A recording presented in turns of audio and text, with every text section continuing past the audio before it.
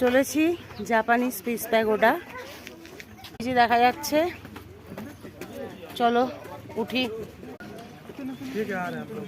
Piece pagoda দেখো, এতগুলো সিঁড়ি বেয়ে উঠতে হবে।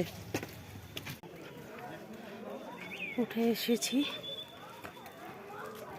ওটা দেখো তোমরা, মেঘ।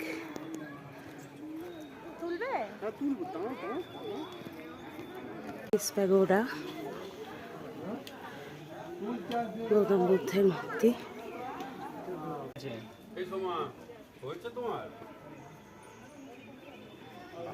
বুদ্ধদেবের শায়িত রূপ দেখুন। এটা গৌতম বুদ্ধের ছোটবেলার মূর্তি। এখানে গৌতম বুদ্ধের সমস্ত জীবনযাত্রাটা এরা ফুটিয়ে তুলেছে। গৌতম বুদ্ধের ধ্যানের মূর্তি। এখান থেকে দেখুন কি সুন্দর লাগছে।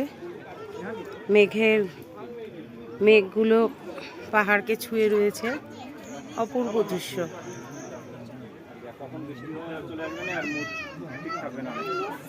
এখন ওয়েদার আপাতত পরিষ্কার।